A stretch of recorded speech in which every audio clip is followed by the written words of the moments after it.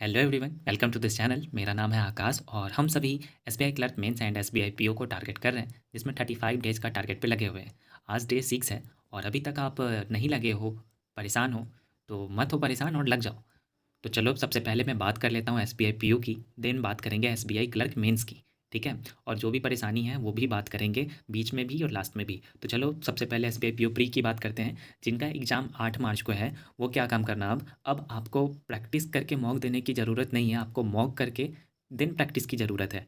तो आप पहले फुल लेंथ का 2 मॉक दोगे, एक सुबह में देना, और जो भी प्रॉब्लम्स आएगी, जो भी गलतियाँ होंगी, उस पर काम करनी है। यानी कि आपको 1 मॉक दे के उसका जो भी वीक सेक्शन होगा, जिसमें आपने कम अटेम्प्ट्स किया या फिर आप स्टक हो गए, उसकी आपको एक सेक्शनल मॉक देनी है। ठीक है। ये जब हो जाएगा तो इसके बाद आप जो भी मॉक में आपकी गलतियाँ रही, जो आपसे नहीं बना, उसकी आपको प्रैक्टिस करनी है पूरे दिन। और फिर जब रात होगी तब एक और मॉक देनी है शाम में, और देन आपको फिर उसका एनालिसिस करके फिर उसका प्रैक्टिस कर लेना है। तो यही रहेगा आपका 8 मार्च तक टारगेट।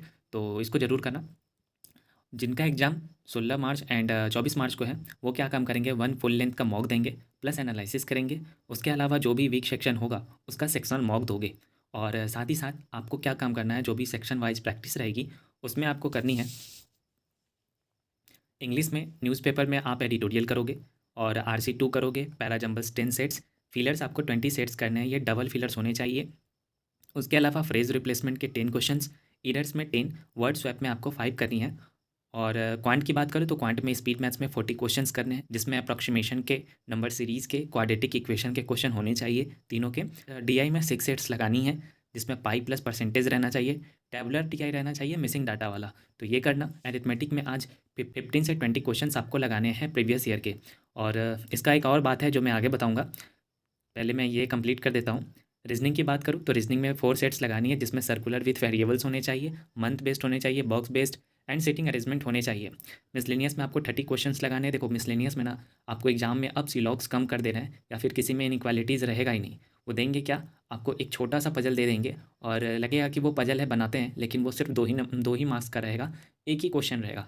तो जब भी मॉक देना तो थोड़ा सा देख लेना कि किस में मुझे क्या करना है। तो इसलिए हमेशा क्वेश्चन जो भी पिक करना मॉक में, पहले एक बार 1 मिनट ले लो और सारे क्वेश्चन को देख लो कि आपसे कौन कौन आपके लिए बनने लायक है, कौन से मॉक में कौन सा पजल आपके लिए पहले ड्यूएबल है। उसके बाद हार्ड का रखो। पहले ही आप अगर गलत मॉक में कोई भी पजल उठा लोगे ना, तो आपको प्रॉब्लम होगी और आप मिसलेनियस भी सही से नहीं कर पाओगे। तो इससे बेहतर यही है कि 1 मिनट ले लो और सारे क्वेश्चन एक बार देख लो, आपका कौन सा बनने लायक है उसको पहले जल्दी ख़त्म करो, ताकि आप एक बार प्रॉब्लम में फंसोगे ही, तो उस प्रॉब्लम के लिए आपके पास अगर टाइम नहीं रहेगा तो आप रस करोगे, और रस करोगे आता हुआ टॉपिक भी आपका गलती बन जाएगा, और फिर आपके मार्क्स बहुत कम हो जाएंगे। ठीक है, आपके अटेम्प्ट ज़्यादा नहीं बन रहे पीओ में, आप कम ही कर पा रहे हो, लेकिन आप जो कर रहे हो उसमें गलतियाँ क्यों हो रही है, रीजनिंग में गलतियाँ क्यों हो रही है, क्वांट में गलतियाँ क्यों हो रही है। मानता हूँ इंग्लिश आपका वीक है, इंग्लिश में अटेम्प्ट ज़्यादा नहीं होता है, 22 24 25 है जितना भी आप कर रहे हो, लेकिन उसमें एक्यूरेसी सही नहीं है।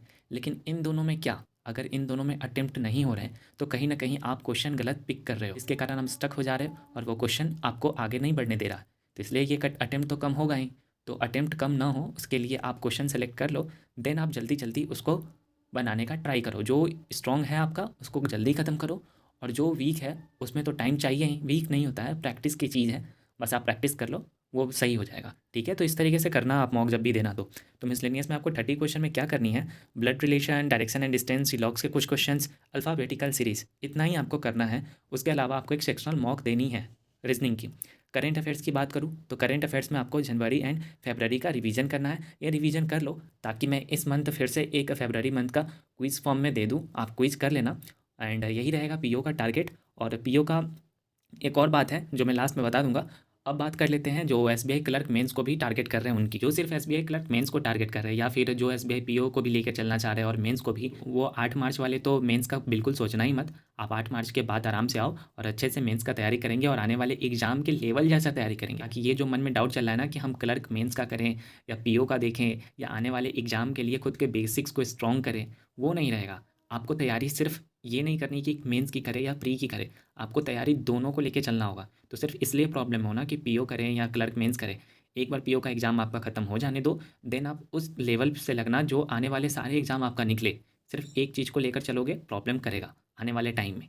तो इसलिए वैसा लेवल हम आगे बना लेंगे, लेकिन अभी जो ज़रूरी है उसको आपको समझना होगा। ठीक है। तो क्लर्क मेंस की बात करूँ तो इंग्लिश में आपको RC2 हाई लेवल की करनी है, फिलर्स आपको 15 करने हैं, क्लोज टेस्ट आपको 3 करने हैं, errors 10 and editorial plus vocab जरूर कर लेना। सेक्शनल मॉक आज आपको इसकी देनी है। देखो आरसी में ना यही पूछते हैं ज़्यादा, इसलिए मैं बार बार इसकी प्रैक्टिस करवा रहा हूँ। फुल लेंथ अभी इसलिए नहीं दिलवा रहा हूँ क्योंकि आपके मार्क्स दोगे ना तो ज़्यादा आएंगे ही नहीं। तो क्या फ़ायदा मॉक बर्बाद करने का।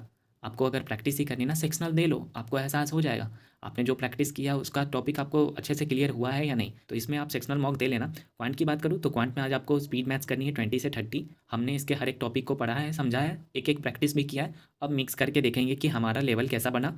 डीआई में 4 सेट्स लगानी है जिसमें आपको एरिथमेटिक बेस्ड होने चाहिए 2 and 2 pi plus tabular DI होना चाहिए। और एरिथमेटिक में 15 से 25 क्वेश्चन आपको प्रीवियस ईयर के ही लगाने हैं। आप लगा लेना। पीडीएफ चाहिए इसका तो हमारे टेलीग्राम ग्रुप को ज्वाइन कर लेना, वहाँ मैंने बहुत सारा पीडीएफ दे रखा है प्रीवियस ईयर के भी, तो आप वहाँ से कर सकते हो। रीजनिंग की बात करूँ तो रीजनिंग में आपको 6 सेट्स लगाने हैं और एक सेक्शनल मॉक आज ज़रूर लगाना। अभी तक आपने जो भी सीखा है वो देखो कि आप मॉक में वो चीज़ कितना हैंडल कर पा रहे हो, वो प्रेशर कैसे हैंडल कर पा रहे हो। ठीक है, तो वो ज़रूर देखना। करंट अफेयर्स में जनवरी प्लस फरवरी वही रहेगा सेम, इसका आपको रिवीजन करना और इसका क्विज करवा देंगे। आज रात में ना हम लोग जो पीओ का एग्ज़ाम दे रहे हैं उन लोगों के लिए हम लोग क्या काम करेंगे, आज अरिथमेटिक का मैं 30 क्वेश्चन देने वाला हूँ, प्रीवियस ईयर के लगभग 3-4 साल का रहेगा। ज़रूर से ज़रूर पार्टिसिपेट करना क्विज़ में, बहुत बहुत अच्छा रहेगा और आपका इंप्रूवमेंट इससे और बेहतर होगा। तो ग्रुप ज्वाइन नहीं किए हो तो डिस्क्रिप्शन में लिंक दे रखा हूँ, वहाँ से ग्रुप ज्वाइन कर लेना। और भी बातें हैं जानने को जो हर दिन हम लोग जानते रहेंगे। अगर अभी 100% नहीं दिए और ये सोचे कि मेरा पीओ का लेवल है ही नहीं तो देकर क्या फ़ायदा, मेरे नंबर कम आ रहे हैं, तो हमेशा याद रखना कभी भी आप एग्ज़ाम के लिए ना अपना बेस्ट नहीं दे पाओगे। आप हमेशा ये सोचोगे कि मैं तो इसके लायक ही नहीं हूँ, नेक्स्ट तैयारी करते हैं, तो ये नेक्स्ट नेक्स्ट होते रहेगा और ये साल ख़त्म हो जाएगा। इसलिए कोशिश करो कि 2 ही दिन बचे, 1 ही दिन बचे, लेकिन ये रहेगा कि हाँ मैंने अंत में दिया तो बेहतर करके ही दिया, चाहे मेरे से जितना हुआ मैंने दिया। ये मत सोचो कि मुझे ऐसे ही जाना है, अब ऐसे ही देना है और आगे का तैयारी करना है। नहीं, आप आगे जाओ लेकिन उससे पहले जो है उस पे अपना 100% दो।